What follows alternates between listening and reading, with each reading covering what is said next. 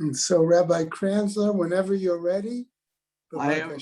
I'm ready, okay.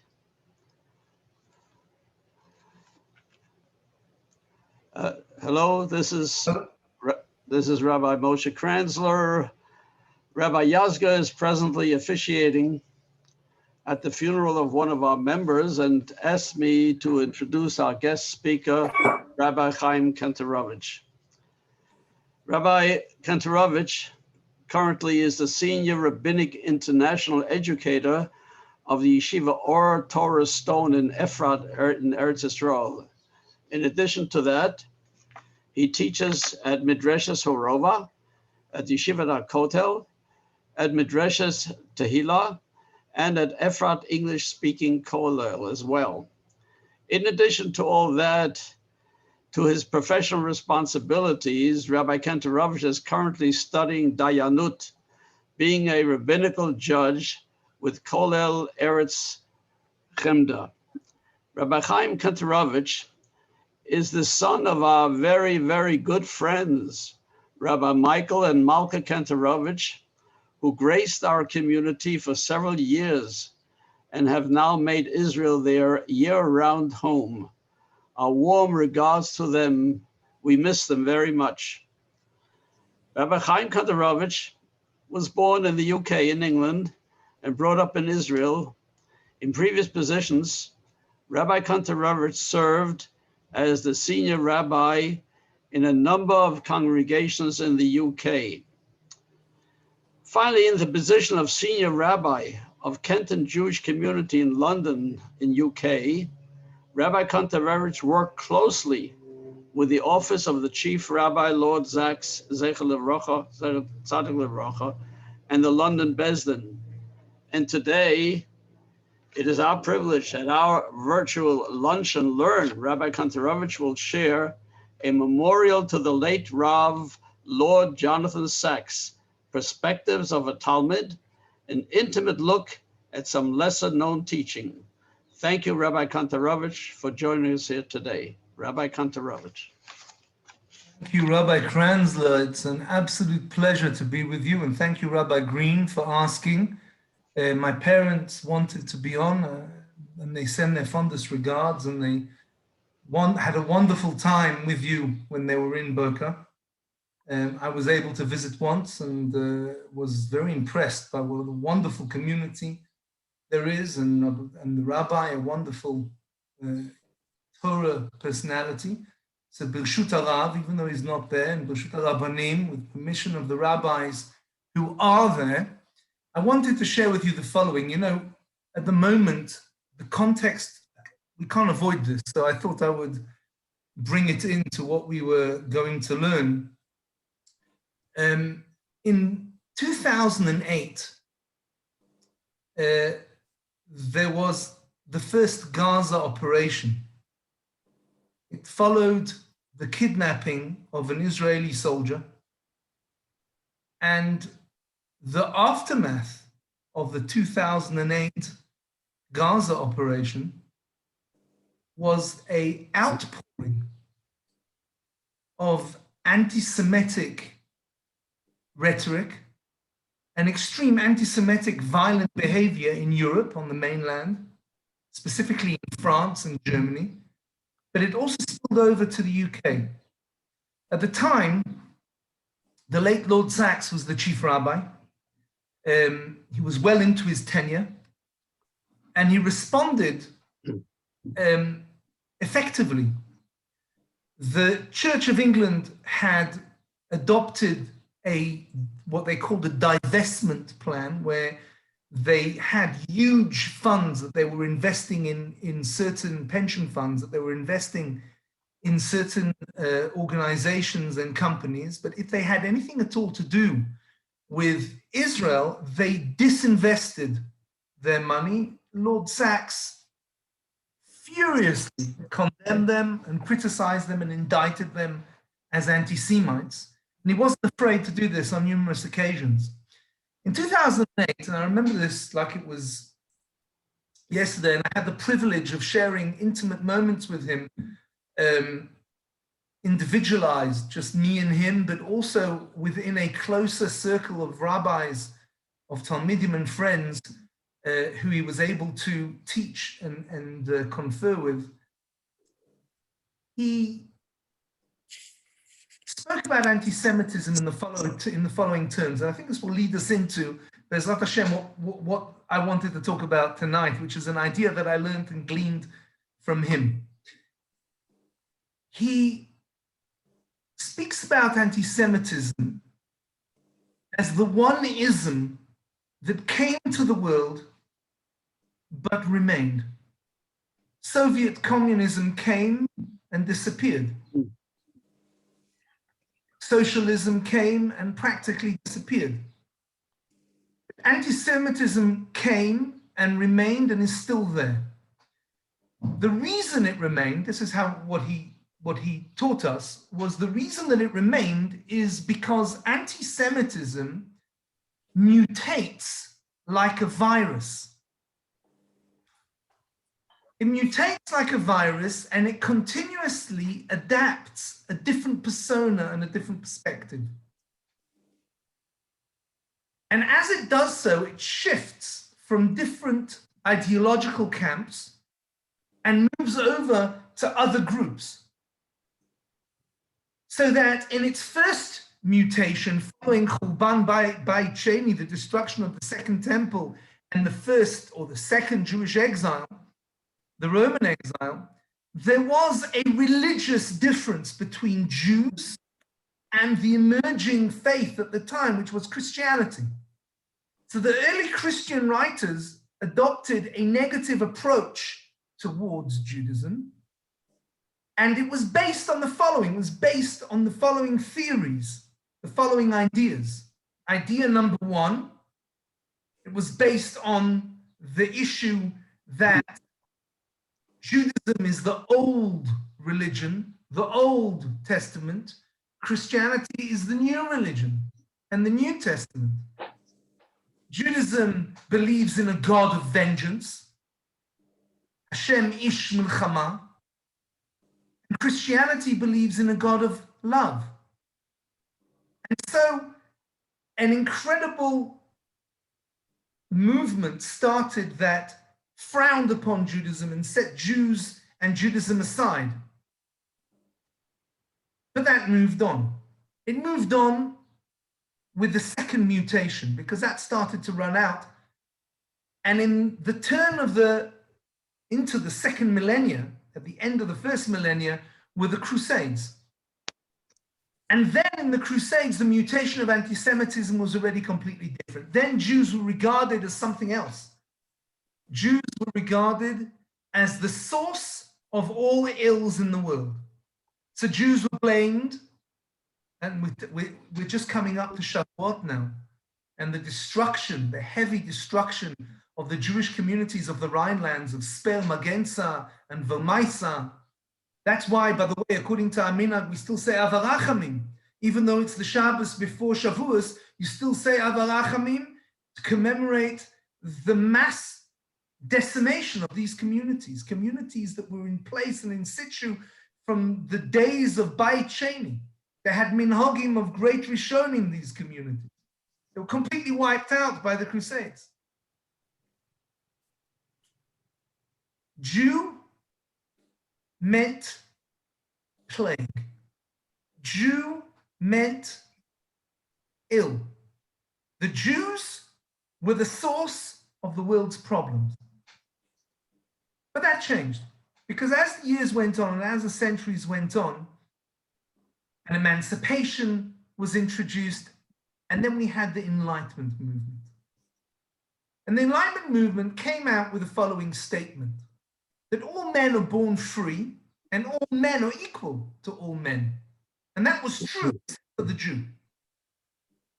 And here, in order to maintain this Jew hatred, and this is the first time that the term anti-Semitism was coined by a journalist by the name of Wilhelm Mehr, who was a German journalist, but he coins this idea, anti-Semitism, and what it does is it evolves from the previous mutation into a system where the Jew is a poisonous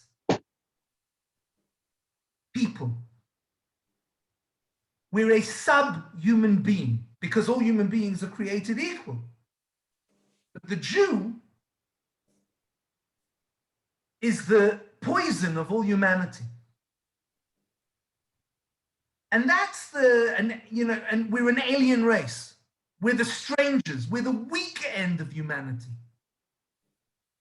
Somebody once pointed out very sort of clearly, but Lord Sachs, Alav Shalom, used to say it again and again, and he used to say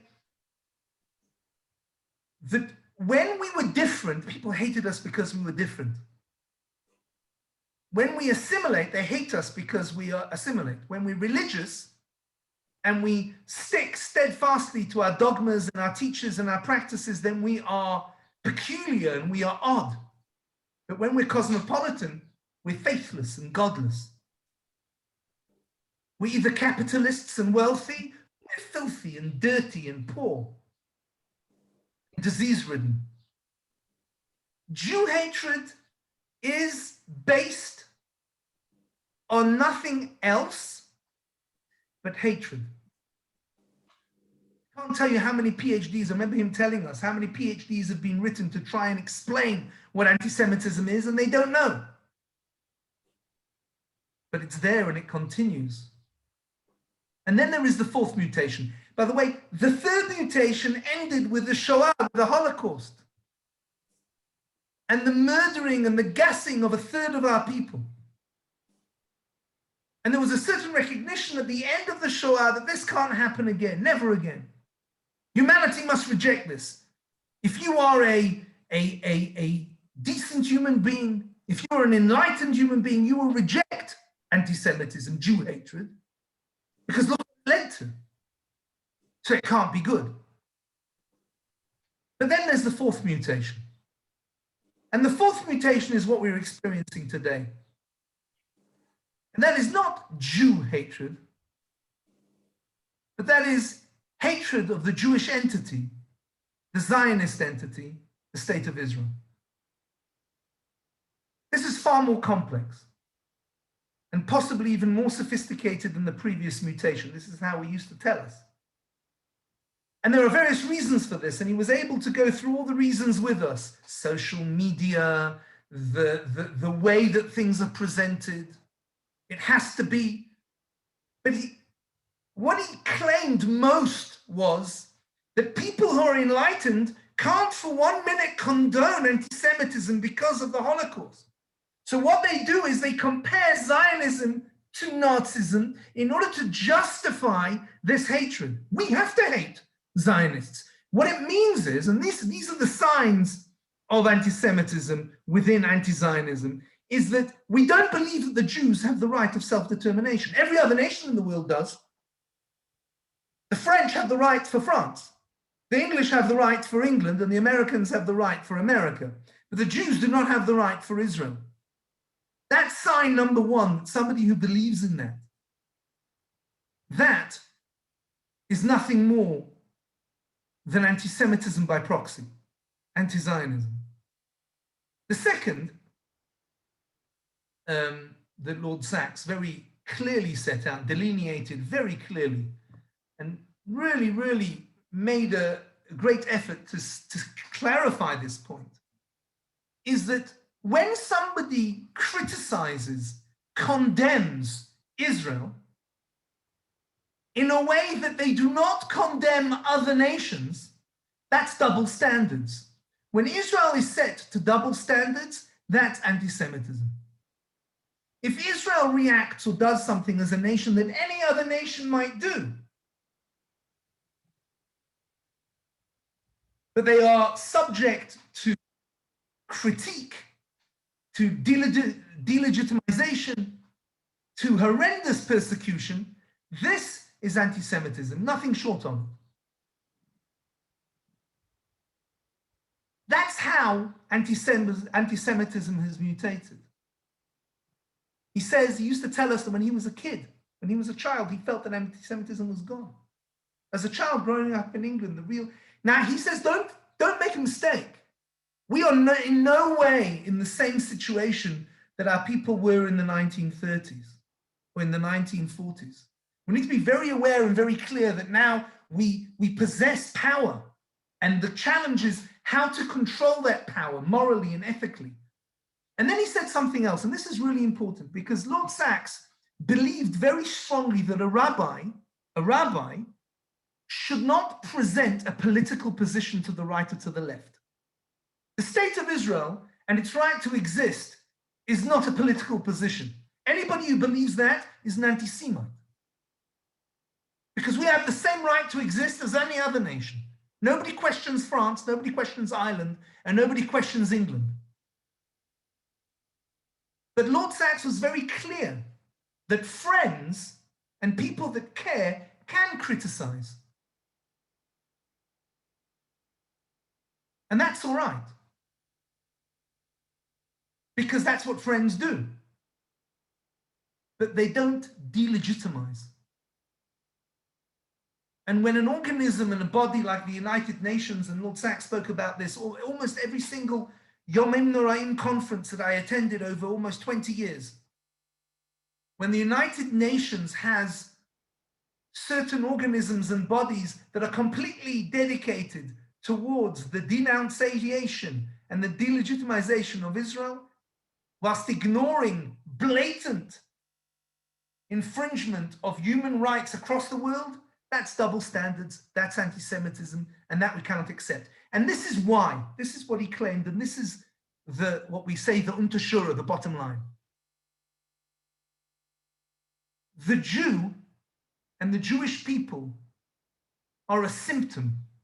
A world that has no room for Jews is a world that has no room for humanity.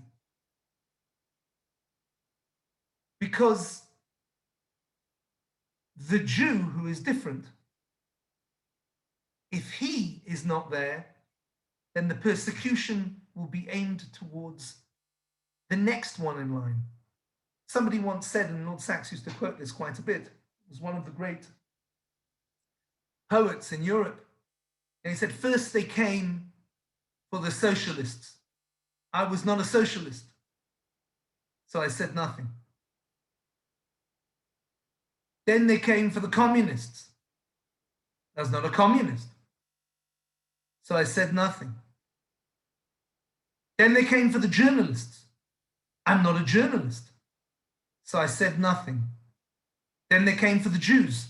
I'm not a Jew, so I said nothing. And then they came for me. And there's no one left to say anything to anybody. And I think that to a large extent, that's how Rav Sachs understood the current situation. We're in a situation now which is war.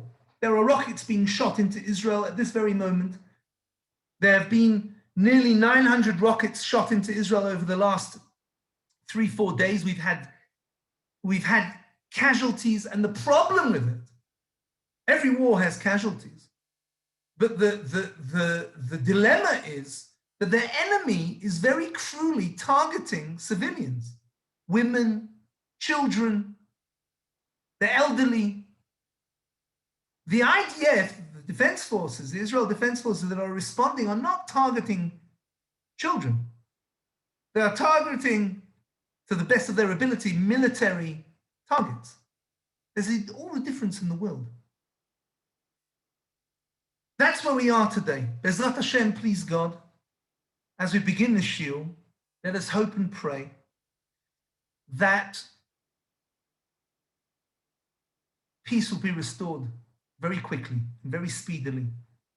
Hashem, may He send speedily a healing, a complete refuah shlema to the injured, and their courage and faith to face the days ahead, and bravery for them and their families, and comfort, nechama, to the families of the casualties of this terrible, ghastly war.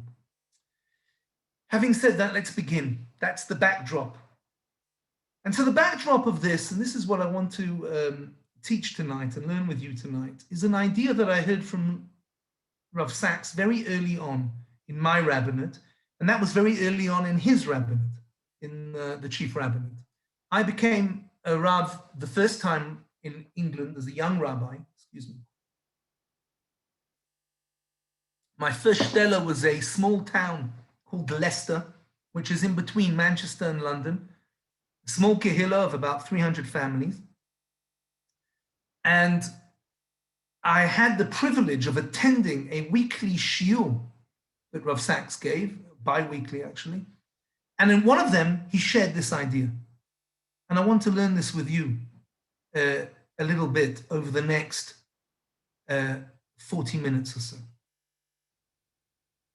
There is always been a difference of approach within the Jewish community. There are those of us who see ourselves as a community, and there are those who see ourselves as much more than that, as a nation. And this has always been so. The first time that this occurs is in the Torah, in the book of Bereshit, at the dawn of our nationhood. This is the fascinating dialogue between Rivka and Yaakov when Yaakov approaches Yitzchak in order to take the birthright and the blessings, the Bechorah. And Yitzchak is going to bless Esav.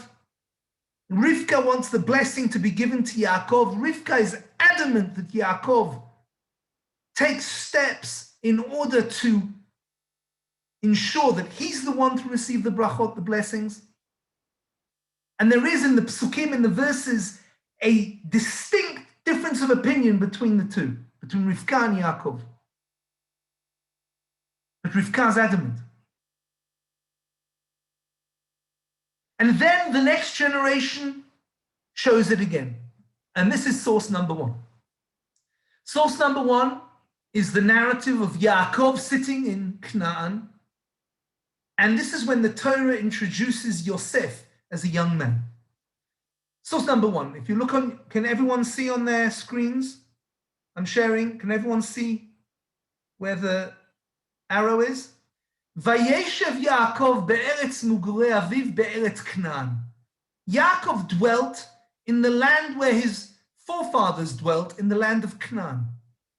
Eile toldot Yaakov. These are the generations of Yaakov. Yosef, ben 17 shana haya ro'eh et echav batzon.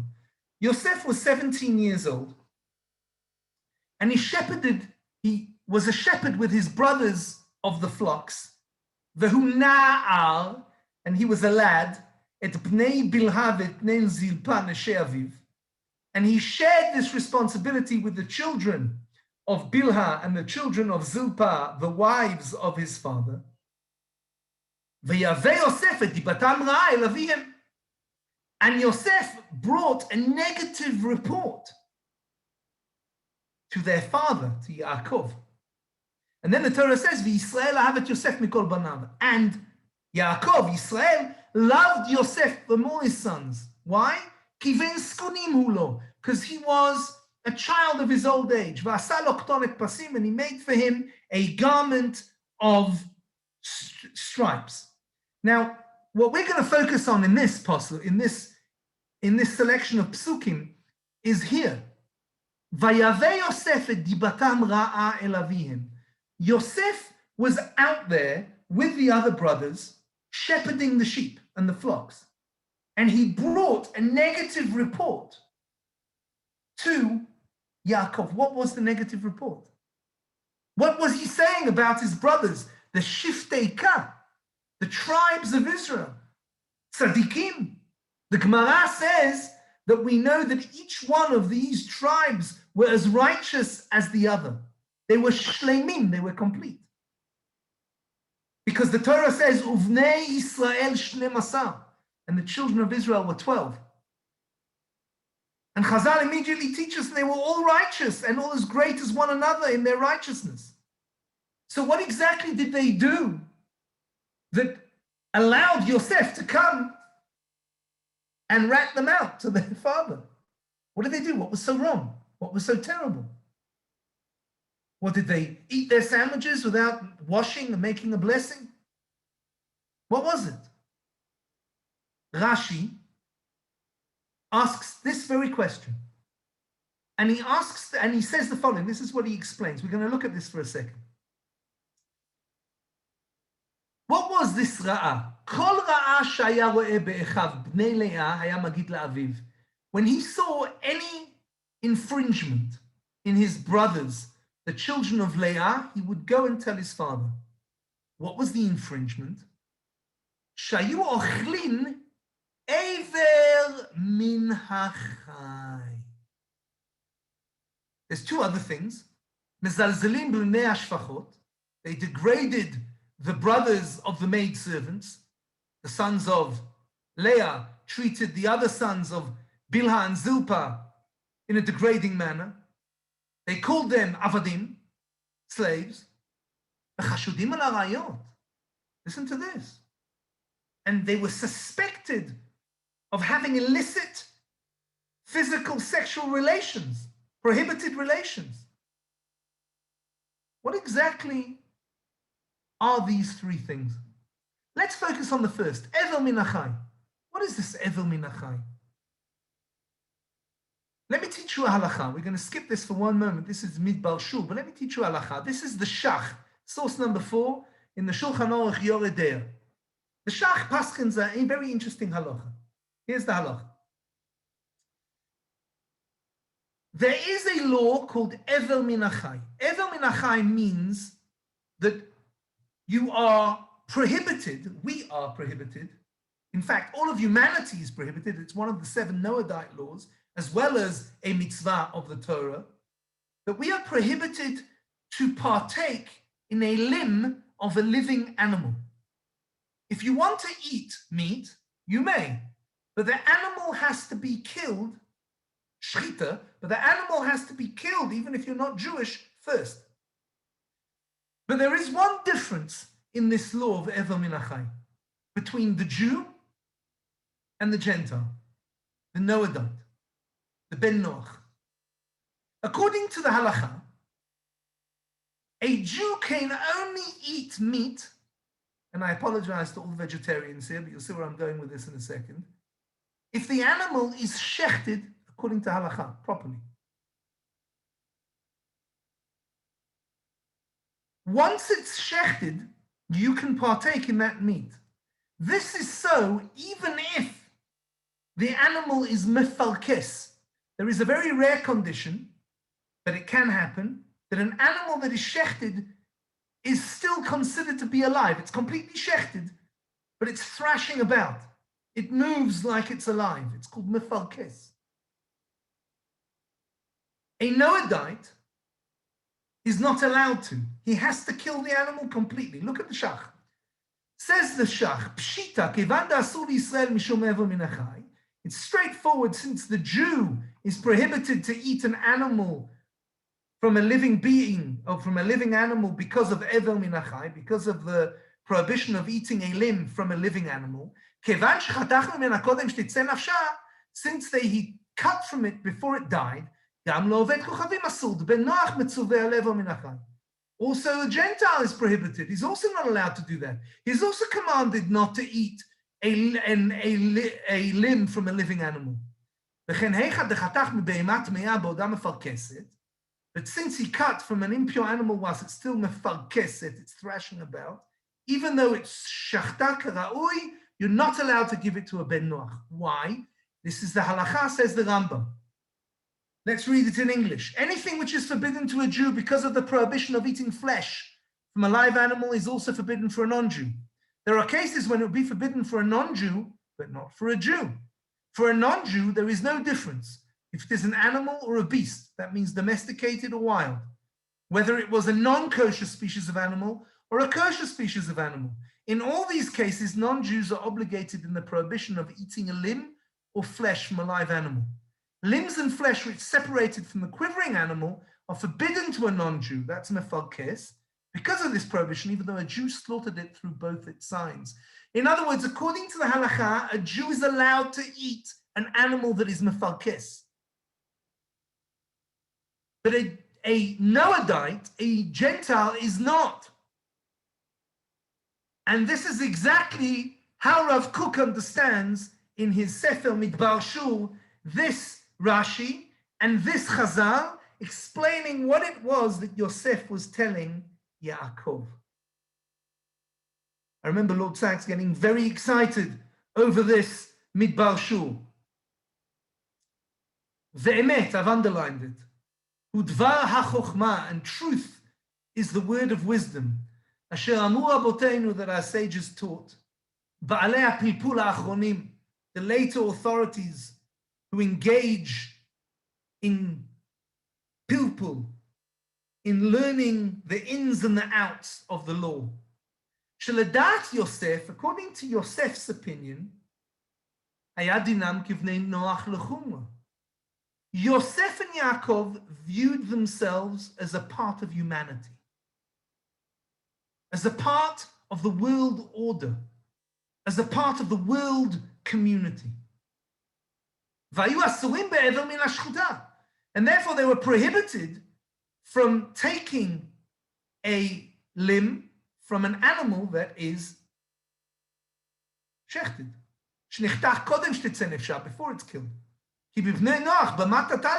Because that's what we define a ben Noach by. A ben Noach, a Noahide, is defined by whether or not he can eat it,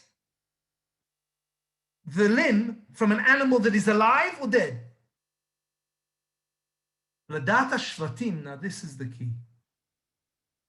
According to the opinion of the tribes, דינם היה כישראלים גמורים והיו מותרים בה. Yosef and Yaakov thought that they were still a part of humanity, of the community of the world community. Bnei Adam. The Shiftei Ka already saw themselves not as the progenitors of Am Yisrael, like Yaakov and Yosef, but already as Am Yisrael. We are a Jewish people. We are a people apart. We are a separate nation. Yosef and Yaakov were adamant that that's not the case. By the way, that's exactly what happens later on in the discussion. When the Torah describes, I actually brought the source here, when the Torah describes the narrative of Dinah. Dinah, the daughter of Yaakov, is taken and she is raped. Yaakov doesn't respond. Levi and Shimon go to the city of Shechem and kill everyone. Not important now what the narrative is. They kill everyone. And there is a machloket between the Rambam and the Ramban whether or not this was the right thing to do or not the right thing to do, whether it was correct or not correct. The Ramban indicts Shimon and Levi for it, by the way. But in the Torah, there is a discussion between Yaakov and Shimon and Levi whether or not this is the right thing to do. Look at the psukim. Vayomer Yaakov and Shimon and Levi. Yaakov says to Shimon and Levi after the city of Shechem is decimated in response to the rape of Dinah. Achaltem oti lavisheni. You've made me look ugly and look bad. You've embarrassed me, b'yoshev haaretz, amongst the dwellers of the land, in the Canaanites and the Perizzites. V'ani matei mispar, I'm a few of numbers. They will gather against me, they will strike me, and I'll be destroyed, myself and my home. And they respond, will our daughter, a daughter of Israel, a daughter of our nation, be hefker? Can anybody do what they want? There has to be a response. And the Torah stops there, almost as if it's taking sides with Shimon and Levi. It's an astonishing narrative. Very powerful indeed. But it's powerful because, Lord Sachs explained, it's powerful because here within lies the dispute, lies the contradiction. On the one hand, we have a responsibility to humanity as Jews. Ol Hagoyim.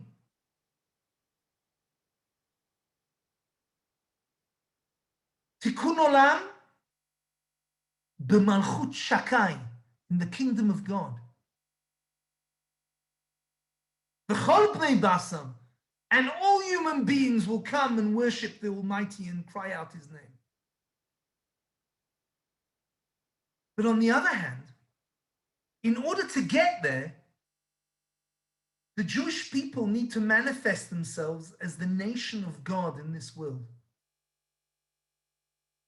So which is it? Are we part of all humanity? And in order to do so, we maintain our identity by maintaining community? Or are we a nation? A nation that represents God, through which God shines into the world. There is a fascinating story of the late Rav Goren, Zecher Tzadik Livracha, the former chief rabbi of Israel and chief rabbi of the IDF. When Rav Goren was a young man, he found himself in 1948. We just finished Yom Yerushalayim, so I thought I'd bring this story in. He found himself in 1948 in Yerushalayim, on the western side of the city. The battles were continuing, were ensuing, and he was summoned to the high command of the Jerusalem forces. He arrived there, and the commander of the forces told him the following: Rabbi Goren, we have asked for reinforcements, and there are no reinforcements to be had. Gush Etzion, where I live at the moment, where I'm speaking to you from, is about to fall. Other parts of Israel have already fallen, and there are no reinforcements. We have intelligence, and this was Erev Shabbat. He was called in Friday afternoon. We have intelligence that tomorrow morning, an armored division of the Jordanian Legion will cross over from East Jerusalem into West Jerusalem. And if that's the case, we can't stop them. We have no ability to stop them. I don't have the manpower. In which case, we'll be defeated.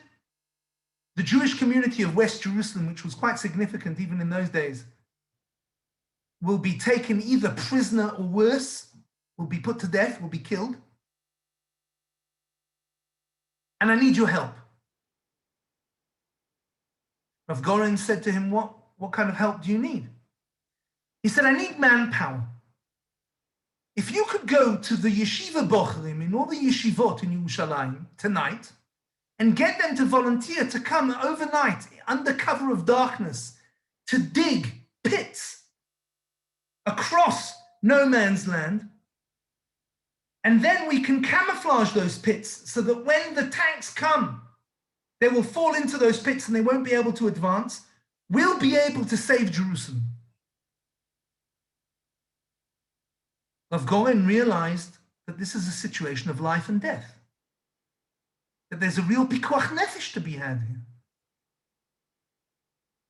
And so he sets out and he has a meeting. Even then he was recognized as a very young, up-and-coming Talmid Chacham and Gadol. And he met with the leader of the Haredi community, the ultra-Orthodox community in Yerushalayim at that time. And he told him the story. And he said, I need you to give an instruction to all the Bochrim to come with me and help us dig these pits. Otherwise, we'll all be doomed. Everyone will be dead. Women, children. The rabbi said to Rav Goren, this isn't my problem. We're a community. We can live under the Jordanians. Rav Goren said to him, but they won't let you live under them. They'll kill you.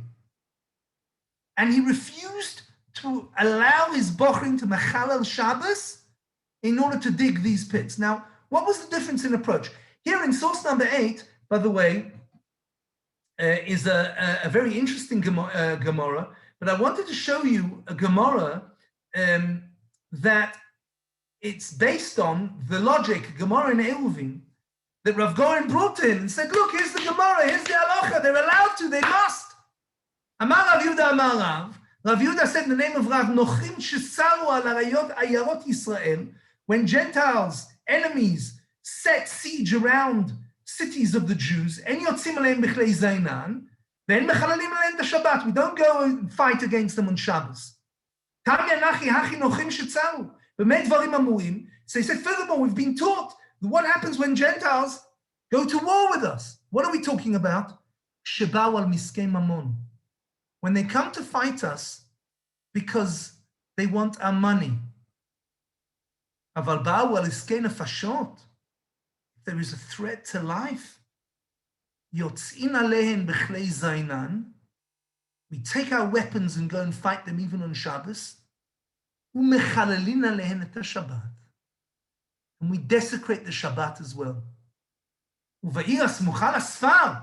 And a city that is out of touch, that stands on its own, even if they didn't come for dinei nefashot, but they came for tevel and kash, even if they only wanted to steal things that belong to you, we go and fight them, and we desecrate Shabbat. And said Rav Goren, look, you have an explicit Gemara that tells you we need to desecrate Shabbat to save our lives. They're going to come and kill us all. Now, my question, we all know what happened. The Yeshiva Bochrim that Friday night went with Rav Goren. And they dug pits all the way along under the cover of night, all the way along no man's land. And they camouflaged those pits. And the next morning when the Jordanian Legion tried to cross with their armored division, and in those days, in 1948, an armored division wasn't like today. It was rare. It was very hard to fight an armored division. If you had tanks, that would usually conclude the battle. That was conclusive. You'd win. And their tanks fell into the pits. And we were able to at least, we weren't zeicher to save Eastern Jerusalem, but we saved Western Jerusalem. Now, my question isn't what happened. My question isn't about the narrative itself. My question is, back to what Lord Sachs was saying. What was the difference between Rav Goren's approach, Zecher Tzedek Livrocha, and the other Rav? They were both gedolim, both great sages and great poskim and great leaders. And maybe, Lord Sachs said, the difference between them was the same difference between Yosef and the brothers. Just maybe. Maybe the difference is that I don't see myself as a nation, a sovereign nation, with national responsibilities and accountabilities towards every one of my citizens. If I'm just a community, then I can be a community anywhere. And Am Yisrael survived as communities throughout 2,000 years of galut, of exile.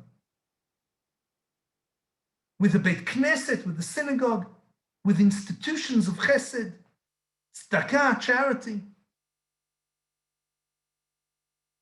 with different facilities and Torah learning and liturgy and praying. But we're just a community. Based on the pasuk, the Meshech Chochma explains, "Hashochen itam betoch tumatam." The Shekhinah dwells with us and dwelt with us within our impurity, within the galut, within the exile, wherever we may be. But then we returned to Eretz Yisrael. We were zocheh.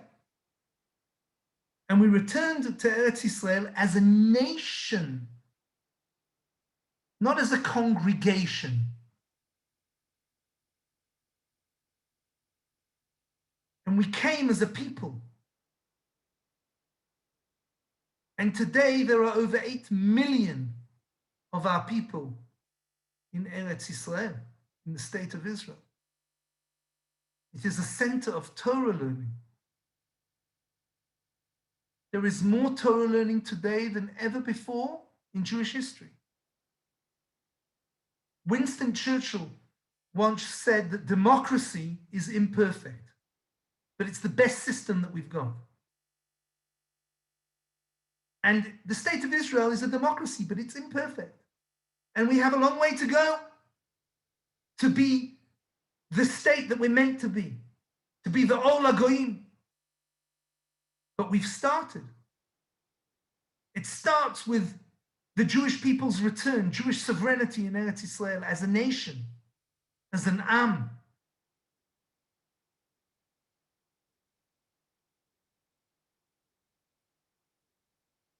And Lord Sachs taught the following value. I want to show you something because a lot of this you won't hear elsewhere. It doesn't appear, I think, in his books. Rav Sachs said the following. There is a value that is above all else within Judaism. And that value is called Klal Yisrael.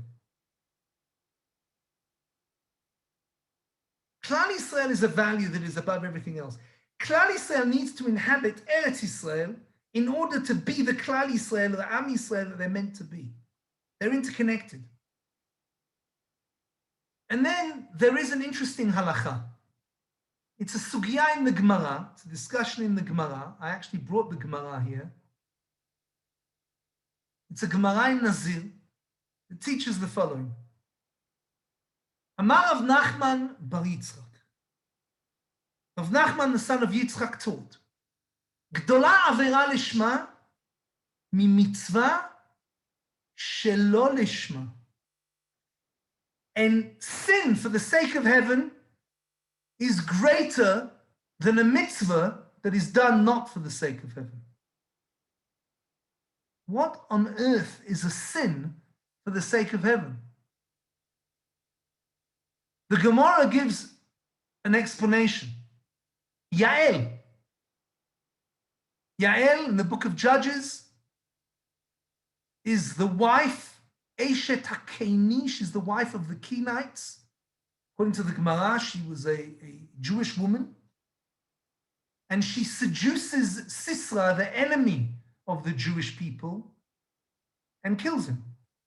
And saves the Jewish people from a terrible, terrible downfall, from defeat. And the Gemara asks, how could she do that? And the Gemara says it was an avera. It was a sin, but it was for the sake of heaven. Look at this Pitrei Tshuva. This Pitrei Tshuva is from Even HaEzer. Pitrei Tshuva is not the same Pitrei Tshuva as the rest of Shulchan Aruch. It's very lengthy, and he often brings and concludes the Noida B'Yehuda. The Noida B'Yehuda was Cheskel Lander, the great posek of Prague, of Europe. He was the leading authority, halakhic authority of his generation in the 18th century. And here he brings the following narrative. The narrative was that there was a caravan of Jews who set out on a journey in Poland, in Eastern Europe, and they were attacked by bandits, and they were kidnapped and held ransom. And they were going to be killed, executed. The wife of the leader of the wife of the leader of this group ended up having relations with the captain or the head of the bandits, but she saved everyone's life. And the halakhic question that was presented at the time to one of the great halakhic authorities of that generation was, what's the din? What's the halakha now regarding this woman and her husband? She did an avera, but it's for the sake of heaven. She saved lives. And he paskined that, yeah, well, it depends. Was she active? Was she passive? Okay. Now, he says if she was passive, then it's okay. But look at this. And this psak halacha became very well known. And the Noida B'Yehuda answered the following. He said, Mikol makom, And despite this, says the Noda B'Yehuda, Guf din zeh, this law, sheyeh mutar, that you can say that a person, a married woman, could be subject to illicit relations willingly in order to save nefashot, in order to save souls. This is not Torah. V'lo yashar b'einai. This can't be true. Why? Because we know, because the Beit Yaakov, that's the source that allowed it, because we know that people need to sacrifice their souls for this. Because it's one of the three cardinal sins: idolatry, bloodshed, and gilui arayot, illicit relations.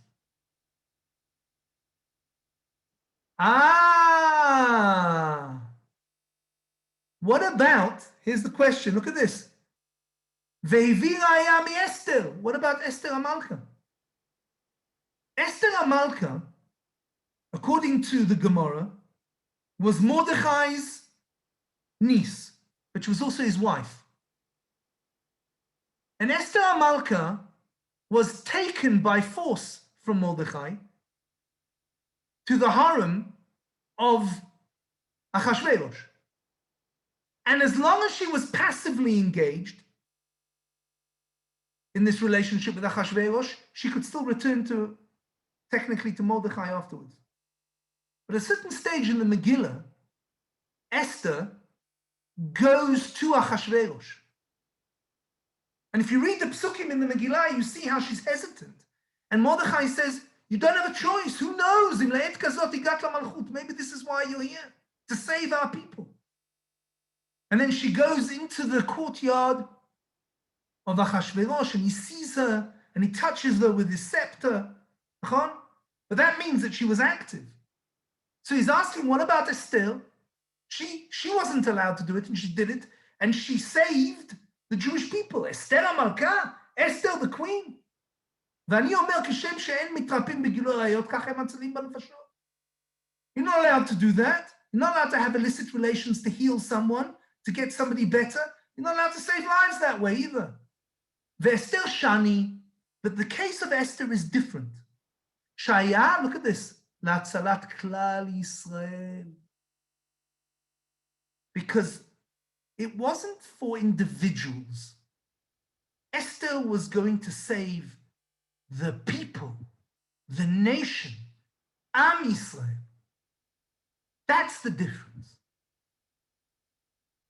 Do you see yourself as a part of the nation, a responsibility to the nation, a responsibility to every single Jew, wherever they are, no matter where they came from, and what they look like, or what their level of practice is, or what their color is, or in what land they live? It matters not. Klal Yisrael, they're part of Am Yisrael. They're part of our nation. Or do you see yourself as a part of a kehillah, a congregation, a group of people that gather together with common denominators, like prayer, like faith, like belief, even the Torah?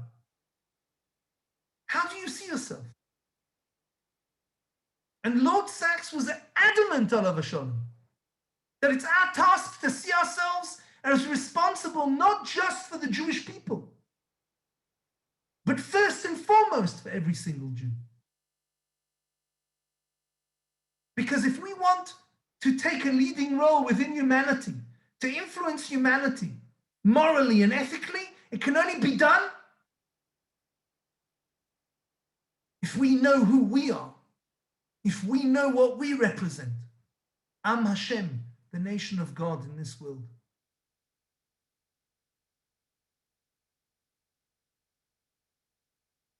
That's the understanding that Rav Sachs, that Lord Sachs left us with. Understanding who we are. One of the things that Rav Sachs used to speak about a lot and again, I don't think that you'll see this in any of his books, or almost none, is the idea of Torah v'chokhmah. We have a system that we know called Torah im derech eretz, from the Hirschian school of thought.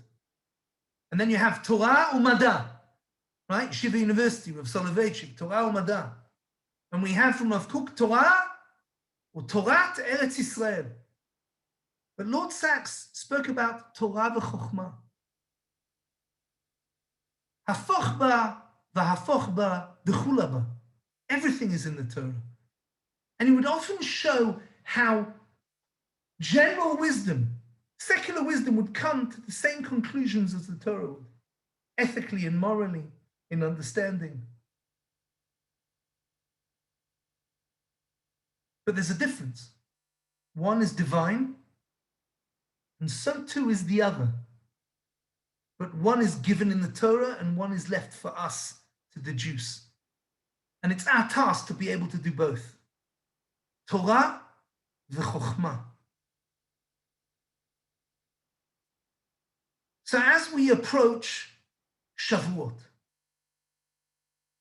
we need to understand the following. The day of Shavuot that we celebrate Shavuot on is not the day of the giving of the Torah. It's the day before the giving of the Torah. The day of the giving of the Torah was a day later, on the 7th of Sivan. But on the 6th of Sivan, we did something called Ma'amad Har Sinai. We all stood at Mount Sinai. Am echad belev echad, one nation with one heart, with one people, committing ourselves to God. The Kuzari, Rabbi Levi in the Kuzari describes how the Jewish people just stood at the bottom of the mountain for days, with their eyes looking upwards, up Mount Sinai towards this cloud, as they watched Moshe ascend without water, without food, to receive the Torah. Ma'amad Har Sinai, that moment when the Jewish people we committed ourselves to God, and God committed himself to us. The Sinaitic covenant, as Lord Sachs would call it. The revelation came later, the next day. And the Maharal says the same thing. The Maharal talks about the Jewish people standing there. That's the significant moment of Am Yisrael, because we came together as one, and at that moment, we became Am Hashem. United as Am Hashem. The Torah, Lord Sachs used to love quoting this medrash, when the Torah was given, that's not what brings us together. That's what pulls us apart. The Midrash says, why is Mount Sinai called Sinai? Mishum, because it brought down sin'ah la'olam. It brought down hatred to the world. What's that hatred? Jew hatred. At that moment, Jew hatred, says the Medrash, was brought into the world. Because we represent the Torah, we represent Hashem.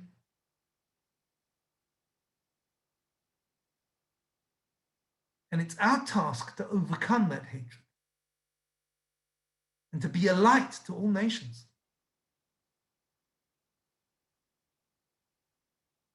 Now the question is how?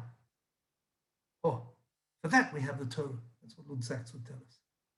And I loved what Lord Sachs used to say.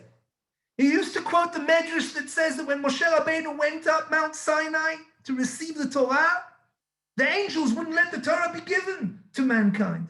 And the angels said to HaKadosh Baruch Hu, Kutsh Abrichu, don't give the Torah to the Jewish people, to humanity. Look at them, they're going to sin. Look at them, so many of them aren't going to observe it, aren't going to learn it, aren't going to keep it, aren't going to treasure it. Leave it with us.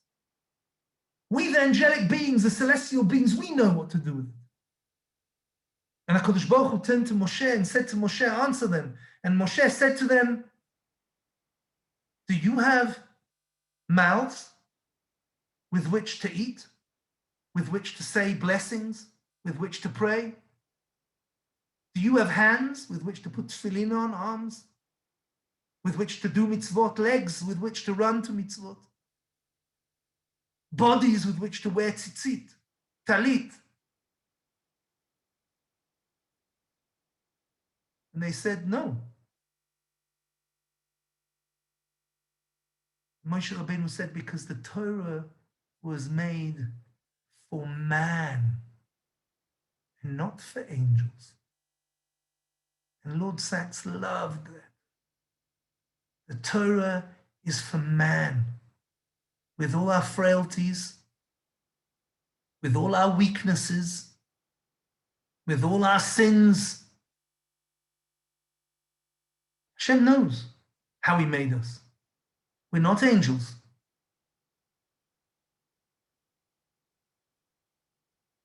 And that's the challenge. The challenge is how to be angel-like without being angels, and to maintain our humanity whilst understanding that as a nation, we represent God to the world. But we are a part of humanity.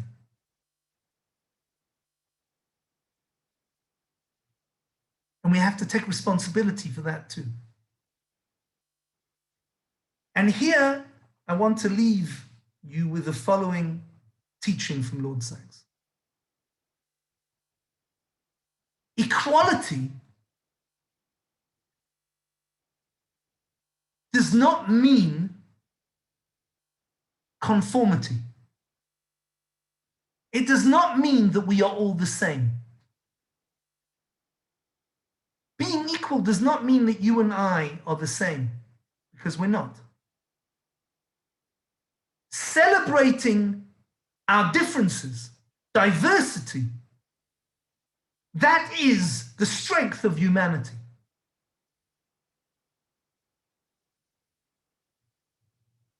Because that's what makes us human. That's how HaKadosh Baruch Hu created us.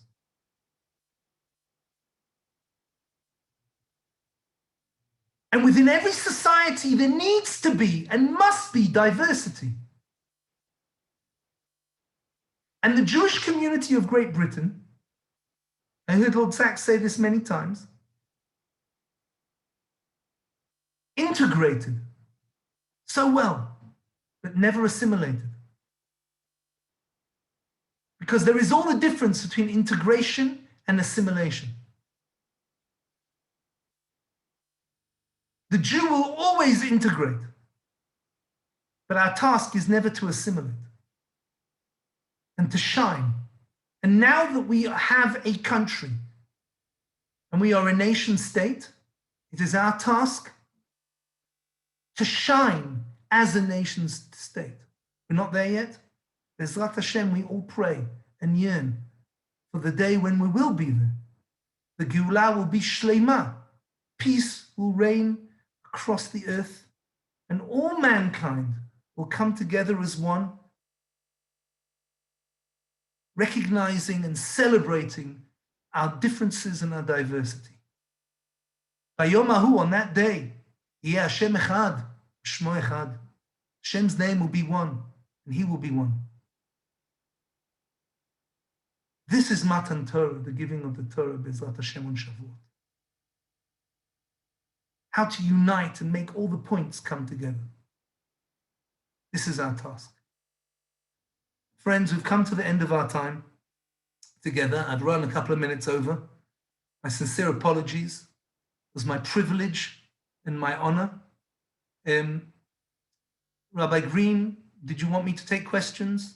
Is there still time? I don't know. Still time for questions?